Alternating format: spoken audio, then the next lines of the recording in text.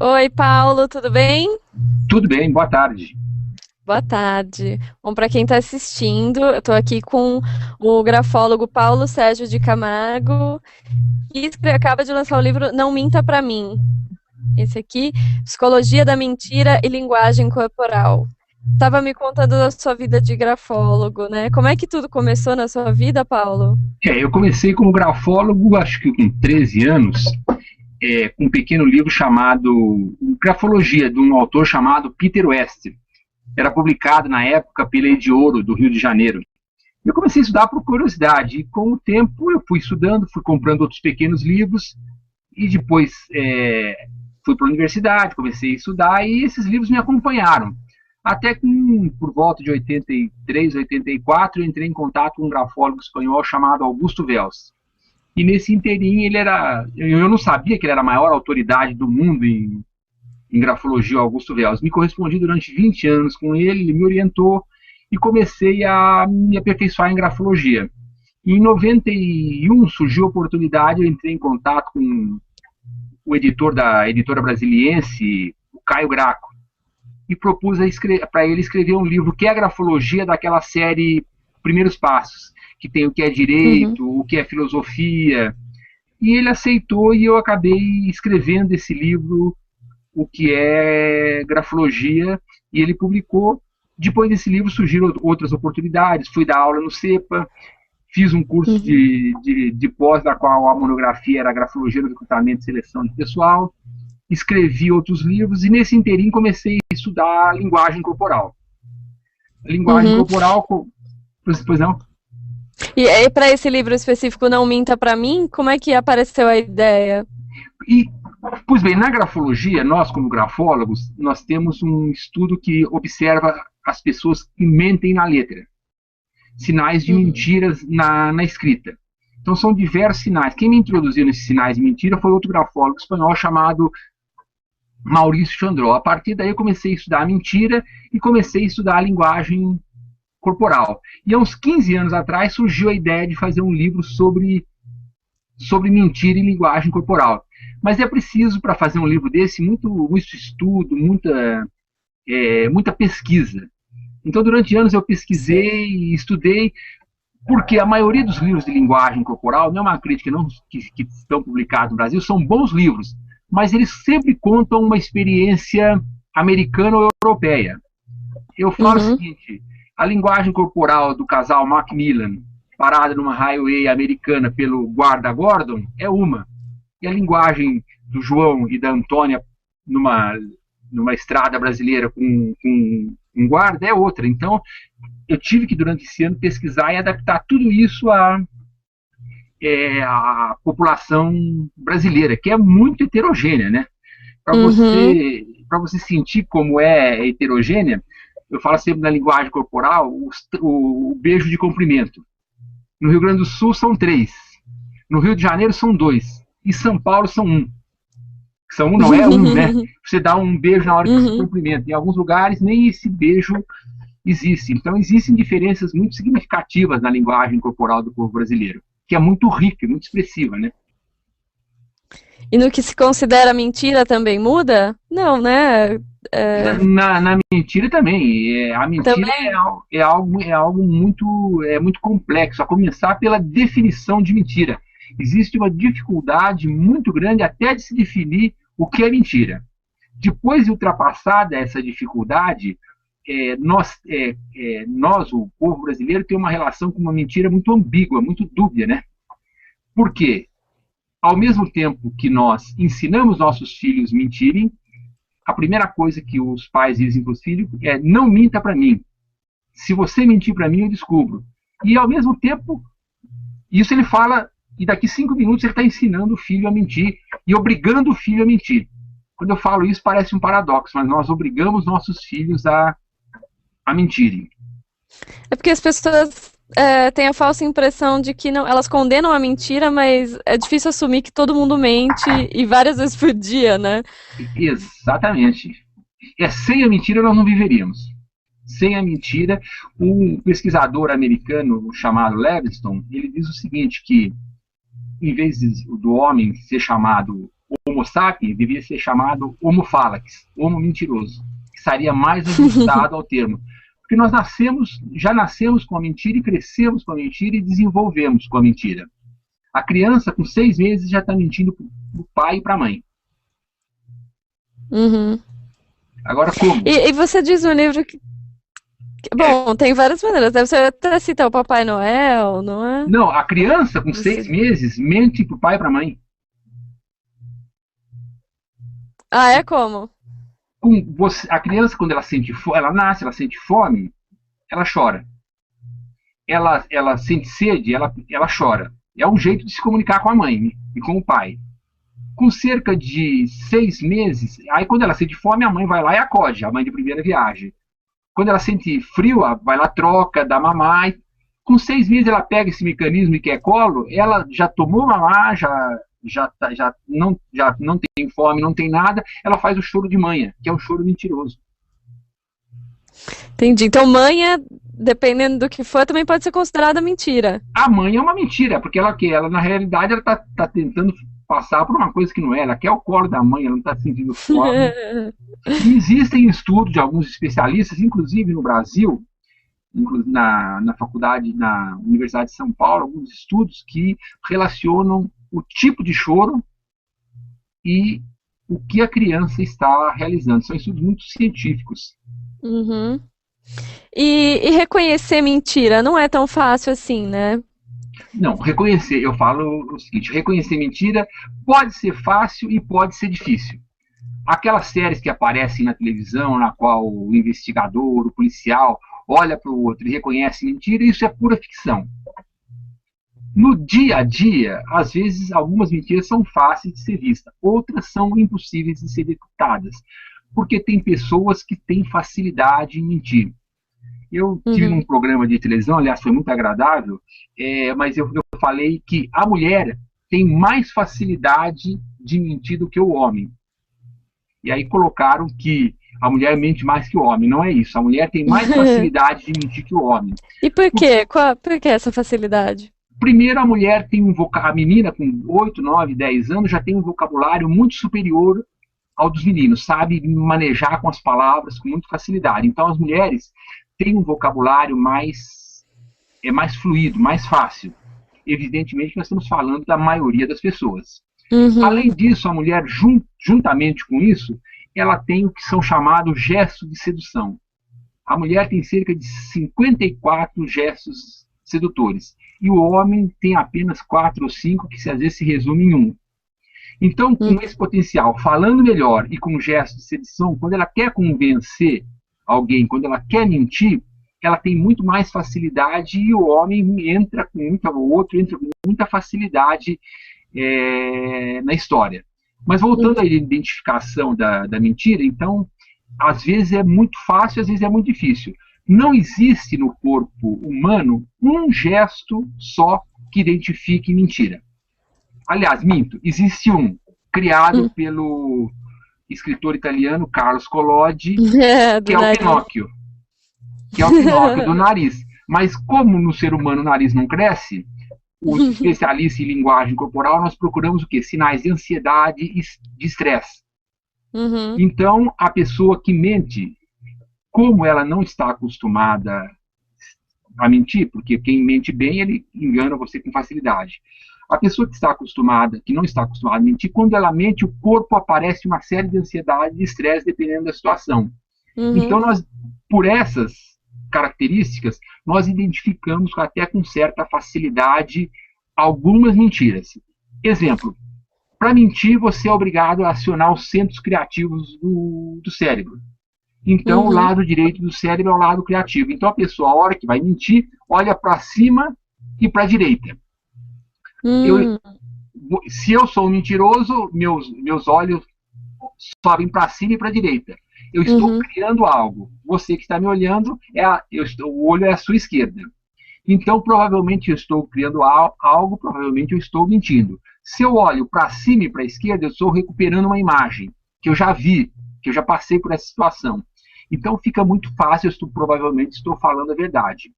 Outro gesto do mentiroso, muito fácil de se observar, o corpo se desequilibra.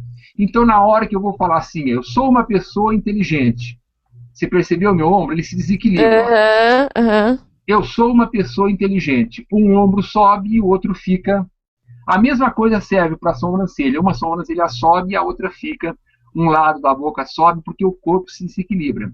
Outro detalhe importantíssimo, a hora que eu minto, a realidade entra em conflito com a ficção. Então vai haver um pequeno comichão aqui no nariz, uma coceira no nariz. Então a hora que a pessoa está falando, eu sou inteligente, ela vai fazer o quê? Coçar o nariz. Ou o namorado de alguém que está nos assistindo aí vai dizer, olha, ele vai dizer, eu estive domingo, às 3 horas, estava jogando bola com os amigos. Isso, na CPI dos políticos, apareceram muitos gestos, a pessoa, cada vez que se falava. Esses gestos são fáceis também chamados os gestos do macaquinho. É só para recordar, eu não quero que a pessoa veja a minha mentira, então eu tapo, A na hora de boca. falar, eu tapo a boca. Eu não quero escutar as mentiras que eu estou proferindo, eu passo a mão. E eu não quero ver as mentiras, eu não quero ver sua reação, então eu cubro os olhos. Algumas vezes as pessoas se refinam, fazem isso, ó. Essa semana eu vi um sujeito, uma pessoa, né, dizendo que Uhum. as obras do Maracanã estariam, o ano passado, estariam prontas em janeiro, né? Então, na hora que ela faz, eu tenho certeza que estariam prontas em janeiro. Ele passa a mão aqui, é um gesto de ansiedade. Ele sabia que não iam ficar prontas. Outros Entendi. gestos, além desses gestos, gaguejar. Gaguejar, Uhum. pigarrear, olhar para a porta ou para a janela, eu estou querendo escapar dessa situação. Outro gesto muito comum é devolver a pergunta. A pessoa Uhum. pergunta, onde é que você estava domingo às 5 horas da tarde? E A eu quero pessoa, é ganhar eu que te tempo. pergunto, É, né? Eu que te é pergunto. exatamente, eu que te pergunto. Você não sabe? Ou retorna a pergunta, o que você queria mesmo saber?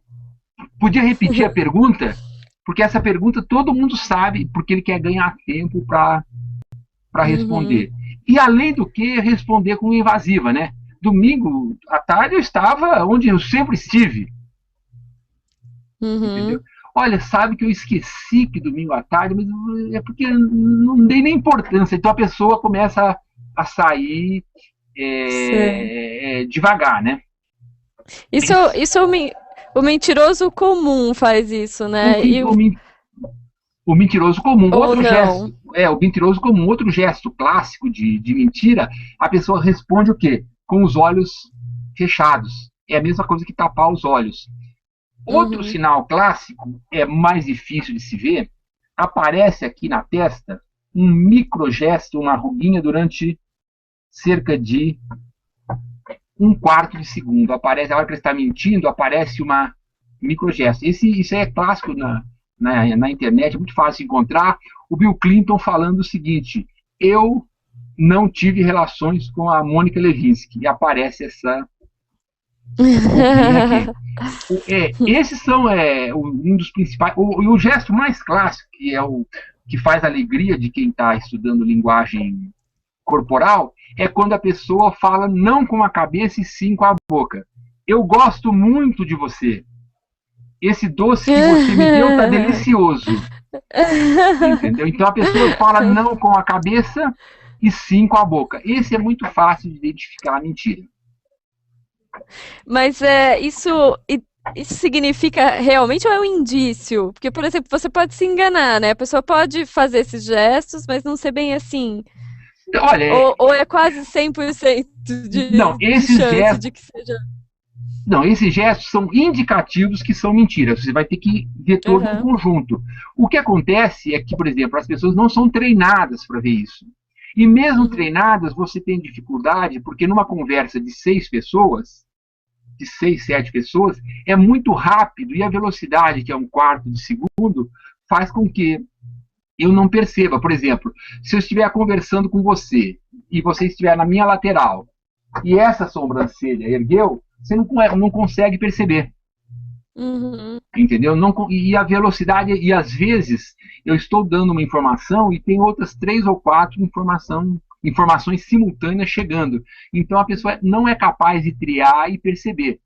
Aliado a tudo isso, tem uma coisa que se chama o viés da verdade.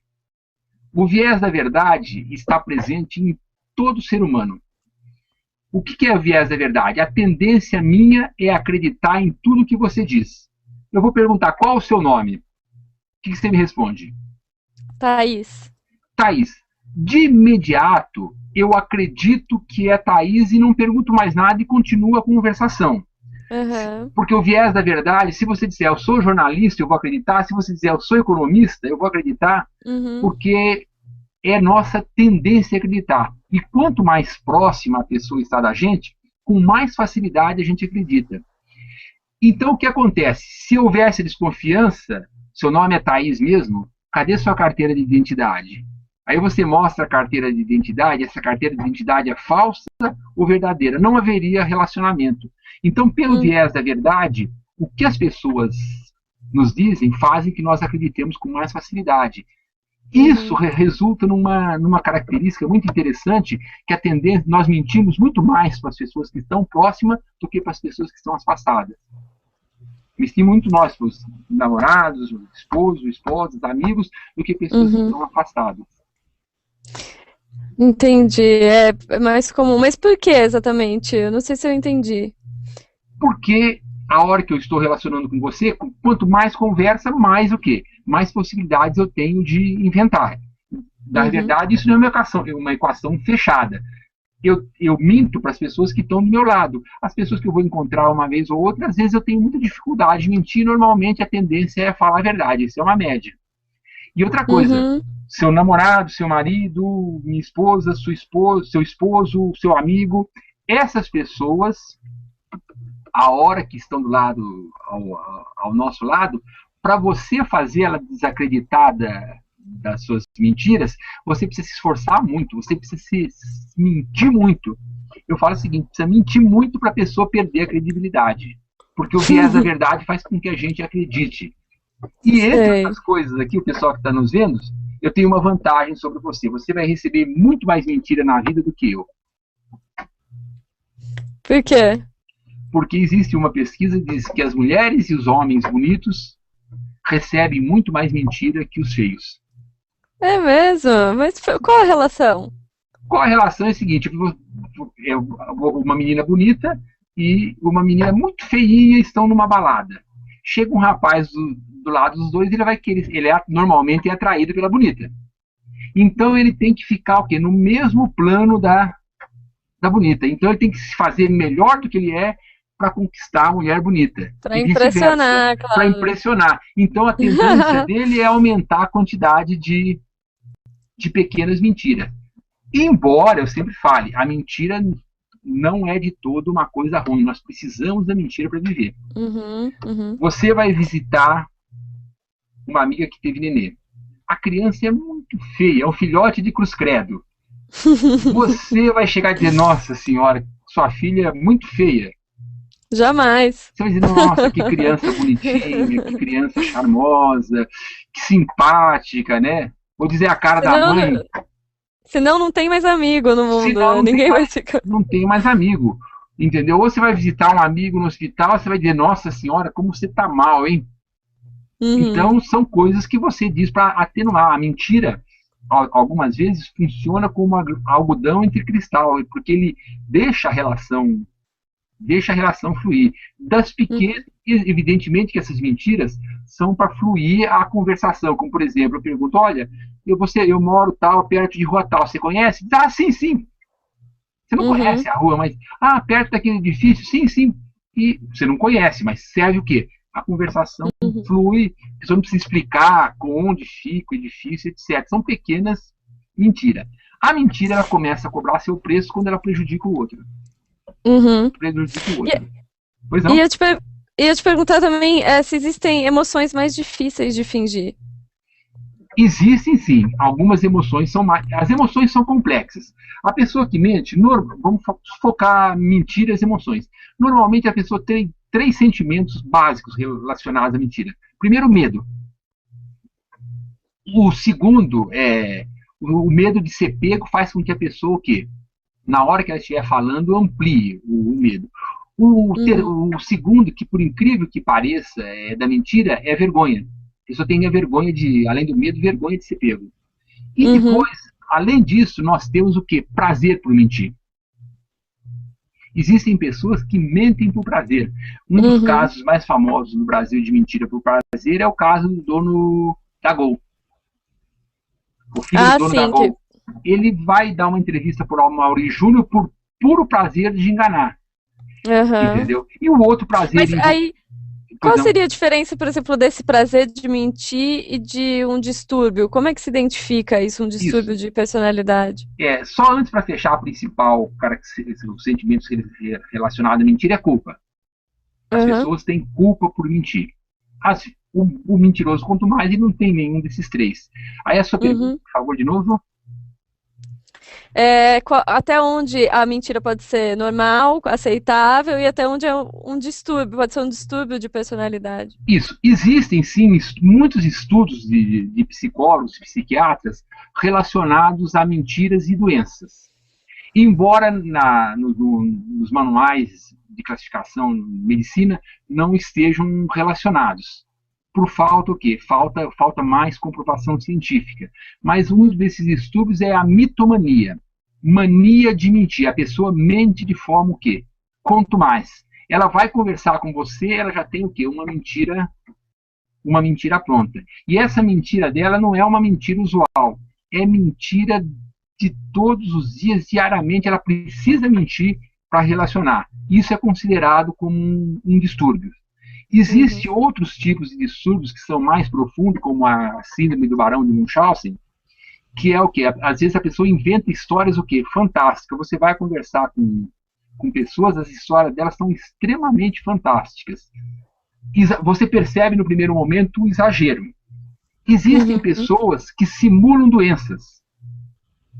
No Brasil é muito comum simular doença para faltar emprego. Isso aí não é doença, isso aí é falta de, vamos dizer, mau caratismo, falta de ética. Essas pessoas simulam doenças e apresentam alguns sintomas. Um dos exemplos clássicos é a falsa grávida.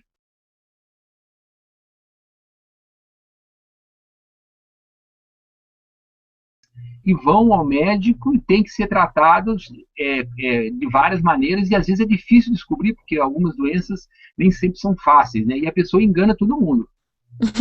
Mas ela engana a si própria também? Isso, aí nós vamos entrar. O ser humano é um ser muito complexo. Se você estiver numa ilha sozinha, você vai encontrar alguém para mentir. Quem? Quem? Desculpa, não sei. Você está sozinha numa ilha, você vai encontrar alguém para mentir. Você mesmo. Ah, claro, sim. Mas nem precisa estar numa ilha sozinha, né? Exatamente. O ser humano tem uma coisa que se chama o auto-engano. Você consegue mentir para você mesmo. Embora alguns filósofos, alguns pesquisadores achem que o auto-engano não existe. Outros têm certeza. Eu acredito sim que o auto-engano existe, porque a pessoa se induz e se convence daquilo que está fazendo. Se convence E um dos auto-enganos muito mais comum, que a maioria das pessoas fazem, é na hora de se avaliar. Normalmente as pessoas em determinados, por exemplo, em questões de emprego, se avaliam sempre o quê? Para mais. Poucas se avaliam para menos. Nossa percepção é que nós somos melhor do que realmente somos. E nas relações amorosas? Você me contou outro dia que uma das perguntas que mais fazem é quem mente mais sobre infidelidade, se é homem ou se é mulher. É isso. Qual seria a sua resposta? Bem, não é. Eu fiz uma pesquisa com cerca de 126 mulheres e cheguei a um resultado. Outros pesquisadores fizeram pesquisas muito mais profundas, muito mais científicas do que a minha, mas o resultado é parecido. Alguns anos atrás, a média dos homens era em torno. Não estamos fechando em números, porque se você for fazer essa pesquisa, no Nordeste tem um valor, no Sul tem outro, e cada lugar são valores aproximados. Nos Estados Unidos, na Europa, são valores aproximados. Os homens, hoje, em torno de 70% já traíram seus parceiros, Uhum. nos dias de hoje. As mulheres, em torno de 52%. Há 30 e poucos anos atrás, as mulheres eram que traíam os parceiros, e nas pesquisas relatavam isso, era em torno de 32, 33%. Na pesquisa que eu fiz, acompanha mais ou menos esses números. O grande diferencial em todas as pesquisas é que há 40 anos atrás, a mulher, quando traía o homem, ela se sentia culpada. A maioria se sentia culpada. Hoje, a mulher, quando ela trai, o sentimento de culpa nessas mulheres que traíram os seus parceiros Uhum. é muito menor que há 30, 40 anos atrás. Então, isso fica evidenciado que eu não sei se evoluiu ou evoluiu, mas as mulheres estão muito mais liberais. E os homens manteve a mesma média. Só como estatística, só existe um ser vivo na Terra que é fiel. É um plateomídeo que, quando vamos dizer, uma mebinha, né? Uhum. Quando eles estão na adolescência, eles se entrelaçam e nunca mais se largam. Em todas as outras espécies, quaisquer que sejam elas, foram encontrados sinais de infidelidade.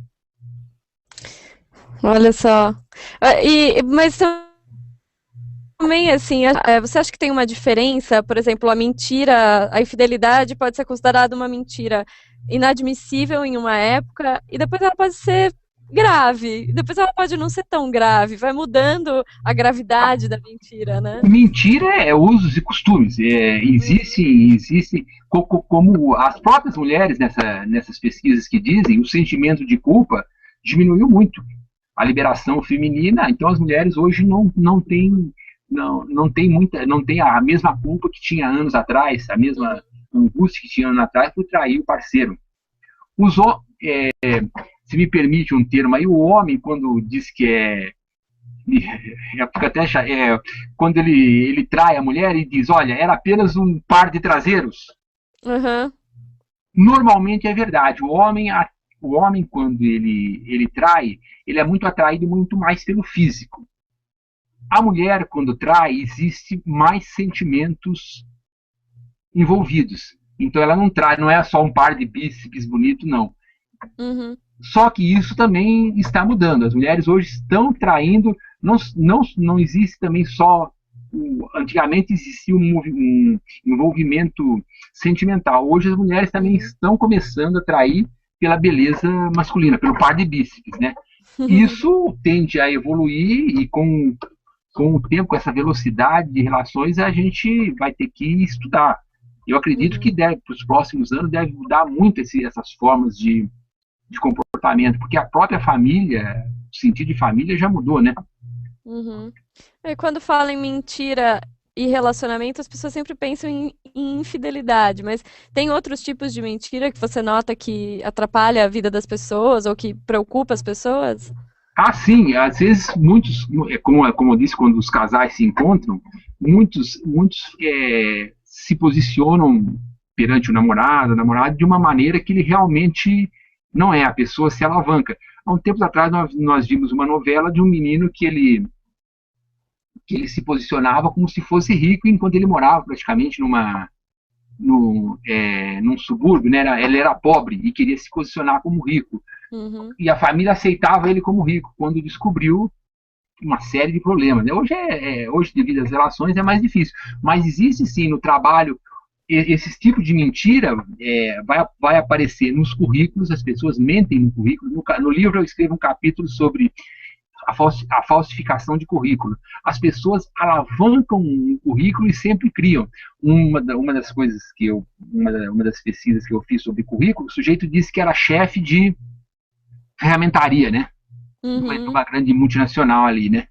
Atuou como chefe de ferramentaria de uma multinacional. Na pesquisa, o chefe saiu de férias, o outro encarregado também saiu de férias, o terceiro teve alguns problemas de saúde, aí durante 3 ou 4 dias ele era a autoridade máxima, então ele já colocou no currículo que ele era o líder dali, mas ele quer dizer, alavancando o currículo.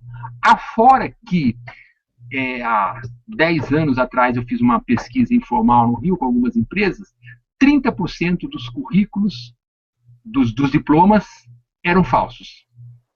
Eu escrevi até Olha um só. capítulo sobre a fábrica de diplomas. Uhum. As pessoas faz o primeiro ano de faculdade, compram diplomas e apresentam na empresa como se estivesse Uhum. formada. Isso prejudica muito. Aqui em São Paulo mesmo, no ano passado, numa palestra, eu falei sobre, uma das palestras que eu dei sobre a mentira nas empresas. No outro dia, a menina resolveu verificar todos os diplomas e certificados na empresa, né? 3 meses depois, Hum. 12 funcionários já estavam despedidos por, por não terem diplomas ou diplomas serem falsos. Então isso prejudica muito, Nossa. né? Fora também que Mas outro, aí, pois não? aí é um extremo, né? Agora, pequenas mentiras no currículo, você acha que tudo bem? Você acha que pode pegar mal? Até onde dá pra ir, dá pra se valorizar sem ser mau caráter ou sem ser tão É, mentiroso assim? olha, é uma coisa muito complexa, porque eu conheci uma pessoa que ela colocava no currículo dela, no site dela, né? O seguinte, mestranda de uma universidade famosa no Rio de Janeiro. Então, na hora de. E ela era grafóloga. Então, na hora de contratar, as pessoas se viram no currículo dela mestrando em administração e economia de uma universidade famosa aí do Rio de Janeiro. As pessoas. E ela entrou como mestranda, se matriculou, ficou um mês e saiu. Mas deixou lá durante 3 anos. Então, durante 3 anos, ela tirou é, clientes de outras pessoas em prol dela. Na hora que o analista vai analisar um currículo, diz que a pessoa é mestranda, entendeu? E a outra Hum. só tem a universidade, ela vai escolher a mestranda. A hora que a Ah, pessoa, claro. a hora que a pessoa ingressa na empresa, ele diz: olha, eu estou com muito trabalho, eu tive que abandonar o curso Uhum. de mestrado. Quer dizer, então é uma mentira que prejudicou Claro. o outro e muito. Então, muitas vezes não dá para balizar corretamente, mas esse Aham. tipo de mentira colocada em Aí é currículos grande, é realmente. grande e prejudica, embora seja uma mentira às vezes que a pessoa se encaixa a mentira, é uma mentira que prejudica muitas pessoas. O Uhum, próprio uhum. atestado falso, a pessoa apresenta atestado falso, ela falta o emprego naquele dia quem tá lá nos afazeres é obrigado a se desdobrar por ela. Então é uma E coisa quais muito. são as mentiras mais comuns que se contam dentro das empresas, por exemplo? Uma dessas mentiras é chegar atrasado por estar doente, ter um filho Uhum, doente, etc. Essas são as mentiras mais comuns. Essas mentiras também de se alavancar e dizer a pessoa se parecer muito melhor do que ela é também é outra mentira muito muito comum na empresa. Além das mentiras sobre os outros. Muitas vezes eu não coloquei no livro, um dos casos que eu pesquisei, o sujeito estava querendo uma vaga de diretor, ele começou a inventar mentiras sobre os outros pretendentes, dizendo que fulano tal estava doente, que fulano tal ia viajar, que fulano e tal, minando a resistência dos outros para que o cargo fosse dele. E isso também é extremamente comum e pernicioso, né? Esse uhum. tipo de mentira é terrível e ocorre diariamente. É bom, que dica você daria para identificar mentiras? Já Olha, que é difícil notar pela. Você já falou sobre as expressões, mas tem outro tipo de comportamento? Olha, numa entrevista, por exemplo, de emprego, eu falo sempre o seguinte: se tudo estiver perfeito, é porque existe alguma coisa errada. Nunca se mente tanto numa entrevista de emprego como no primeiro encontro. O primeiro encontro do casal, eu não conheço a história do primeiro encontro do casal, a menina olha para os outros, tudo é perfeito. Ela vai dizer para ele: olha, acorda 1h30 da tarde, escova os dentes às 3. Nada disso, para os dois é perfeito. É uma mentira, mas é algo que envolve sedução, é uma Uhum, coisa até bonita, é uma coisa legal que a gente não deve. Mas é mentira. Aquela uhum. perfeição é mentira. Numa entrevista de emprego, se tudo estiver muito perfeito, comece a desconfiar. Tanto que num capítulo do livro eu digo como mentir melhor. Como mentir melhor para você identificar mais facilidade o mentiroso. O Uhum. mentiroso, o bom mentiroso, uma das coisas que ele faz é colocar furos pequenos furos na história dele. Porque a hora que você pergunta, realmente esqueci, menti, então ele começa com isso ganhar mais credibilidade. A pessoa que não sabe mentir, tudo é perfeito. E outra coisa que eu falo também, é bom conviver com a mentira e é bom algumas vezes você ser enganado. Por isso isso nos faz humanos. Eu, como estudo muito mentira, como às vezes analiso muito mentira, algumas vezes eu tenho uma angústia de olhar para a pessoa está dizendo uma mentira, eu sei que ela não vai cumprir aquilo, eu não posso dizer nada. Eu vejo alguns políticos falando alguma coisa e a expressão é mentira, eu já digo assim, ali não vai fazer isso. Isso às vezes causa uma angústia muito grande, porque você não sabe, o futuro está lá no futuro e você está trazendo ele para o momento, né? Algumas vezes eu digo também que é uma satisfação muito grande, mas outra com pessoas próximas, porque nossos filhos, namorados, amigos, esposos, mentem. Então, quando você olha numa pessoa que está próxima de você, mentindo para você, isso causa uma insatisfação muito grande. Então, eu falo para as pessoas, não se preocupe muito em identificar a mentira. E aprenda, sim, a trabalhar com a mentira e conviver com a mentira, que a vida vai melhorar muito. Você acompanha redes sociais? Você usa?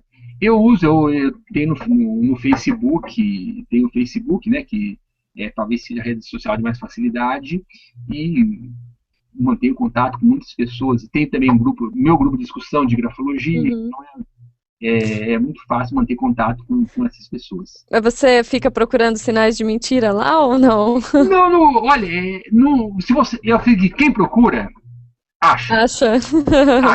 Então, no Facebook, nas redes sociais, são onde as pessoas, muitas vezes, mentem, mas de forma até inconsciente. Primeiro, as fotografias, se você observar as fotografias no Facebook, as pessoas ficam muito mais bonitas do que ao vivo, nas redes sociais. Não sei o que fazem, mas as pessoas ficam mais bonitas. E tentam parecer o quê? Mais atraente ao outro, tentam sempre se alavancar, se aparecer mais bonito, se aparecer melhores, e tentam mostrar o melhor de si. Isso também não é defeito. Isso não é propriamente mentira, é? Não é propriamente mentira, porque a pessoa quer mostrar o melhor dela. E normalmente as redes sociais, que eu acredito que você, eu e as demais pessoas participam, são grupos salutares, são grupos de pessoas que têm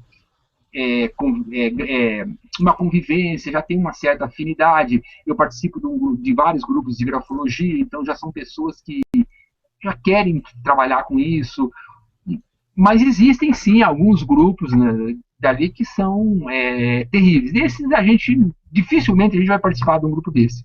O nosso grupo são pessoas que a gente já tem um certo conhecimento, já tem uma certa proximidade, então não existe mentiras assim descaradas, porque num dos capítulos do livro eu falo o seguinte: as mentiras do sem noção. O sem noção, eu chamo de mentiras do sem noção, são pessoas que vão às redes de televisão para proferir mentira como se fosse descoberta. Em programas de televisão de repercussão nacional. Há 2 anos atrás, um sujeito apareceu no programa, vou até dizer o nome do programa, da Ana Maria Braga, dizendo que ele pertencia à SWAT. E não era verdade. Não era verdade. Um outro programa, a pessoa aparece no programa de televisão e diz que aprendeu grafólogo com a KGB. Na KGB nunca teve grafologia. As pessoas vão na televisão e se apresentam como se todo mundo fosse acreditar. Então falam mentiras em cadeia nacional. Eu falo o seguinte: hoje em dia, se você disser qualquer tipo de mentira, em menos de 3 minutos, essa mentira pode ser descoberta. Eu falo, em palestras para empresários, para políticos, algumas vezes eu falo o seguinte: olha, o político, existem 2 notícias. Os políticos mentem. Essa é a pior notícia. A boa notícia é que a mentira dele, antes dele terminar, já deu 3 voltas ao mundo. E vai ter sempre alguém que vai observar aquilo, vai avaliar aquilo e vai e vai desvendar e vai colocar. Se você mentir sobre o seu currículo, sobre suas atividades, no outro dia a pessoa é capaz de descobrir e colocar na rede. Então, evitem mentir em cadeia nacional, que vão ser descobertos com uma facilidade incrível.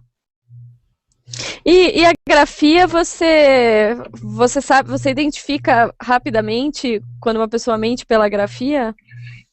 Nós grafólogos, existem pesquisas, eu fiz várias pesquisas, eu escrevi 12 livros de grafologia. Fiz várias pesquisas como mentira e escrita. Existem, sim, alguns sinais da pessoa que mente aparece na escrita. O ato falho freudiano, vamos explicar melhor o que é o ato falho, quando você pensa uma coisa e diz outra. Entendeu? Ele também aparece na escrita. Um dos exemplos de ato falho eu tenho a escrita do Tancredo Neves, quando ele estava no hospital doente, ele diz: mensagem ao povo brasileiro, estou cada vez melhor. De forma inconsciente ele escreve: estou cadáver. Você lê estou cadáver. Um outro exemplo que eu tenho, a pessoa que vende, um vendedor, ele diz: a venda de enfeite. O título da redação dele, ele escreve: a venda de infarto. A venda de infarto é feita, a hora que você olha a letra dele com outros traços, há 3 meses ele tinha tido um infarto. Então você consegue observar na escrita alguns detalhes que a pessoa mente.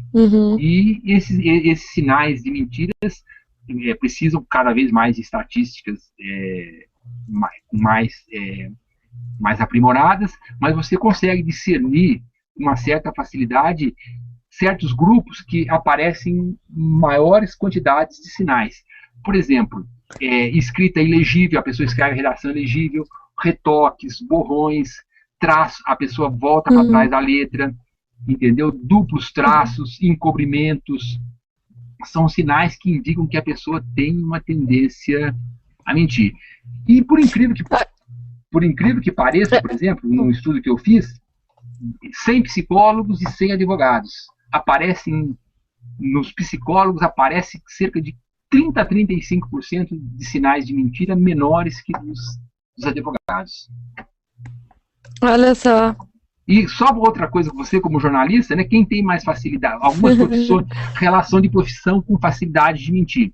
As relações que tem, algumas profissões são pessoas que têm mais facilidade de mentir. Advogado e jornalista estão entre elas. Talvez pela facilidade do uso da palavra. Não estou afirmando que os advogados e os jornalistas são mentirosos, mas essas pessoas têm mais facilidades de mentir. E aí você estava falando do ato falho, porque hoje em dia quase todo mundo digita mais do que escreve de próprio punho, né? Mas o ato falho acho que permanece também na digitação, né? Algumas vezes sim, o ato falho permanece na digitação. Embora pesquisando também o ato falho da digitação, algumas vezes é muito difícil porque os corretores de imediato ou já corrigem ou assinalam é verdade. a erro. Além de que nos jovens, eles têm, nos mais jovens, eles têm toda uma comunicação diferente da nossa. Entendeu? Então, para dizer tudo certo, tudo bem, eles são capazes de escrever A1. A1, H1 significa tanta coisa que às vezes eu não consigo entender. Mas semana passada teve um artigo no Estado de São Paulo sobre o fim da caneta. Sobre um livro sobre o fim da caneta. Há mais de 20 anos as pessoas me perguntam se a escrita vai acabar, né?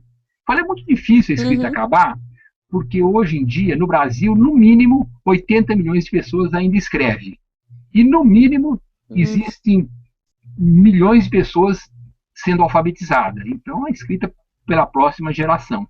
O que a escrita está sendo tratada hoje, e as escolas deveriam compreender, é que a escrita é o gesto de psicomotricidade fina mais refinado que existe na face da Terra.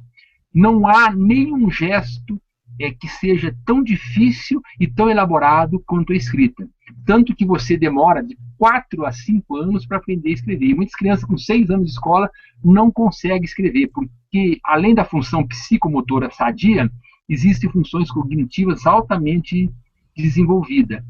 Alguns atletas Uhum, nos Estados Unidos e na Europa treinam a psicomotricidade fina por meio de gestos gráficos e da escrita. Por exemplo, jogadores de golfe, jogadores de basquete, porque ele precisa ter uma precisão, uma minúcia na ponta dos dedos muito grandes. E isso você só uhum, consegue treinando com escrita. Então, as escolas, antes de pensar em qualquer coisa escrita, tem que pensar que é um gesto, é como fazer uma educação física extremamente elaborada. E essa uhum, educação física é tanto para o cérebro como para o corpo. uhum. Tá ótimo. Muito obrigada pela sua participação, viu, Paulo? Eu que Obrigada tenho por ter. tive o prazer aqui de falar com vocês aí, com o pessoal que está nos vendo, é um prazer muito grande. Estou disposto a hora que você precisar, que desejar, né? Estou disposto a voltar para a gente pode outros assuntos de linguagem corporal, que vão sinais de paquera, que o pessoal se interessa muito, liderança e linguagem corporal, entendeu? Gestos faciais, gestos corporais, é um mundo assim extremamente Uhum. rico e grande que enriquece muito nosso contato. Tá ótimo. Voltamos a nos falar, então. Tá ok, obrigado e uma boa tarde. Uma boa tarde. Até mais. Tchau.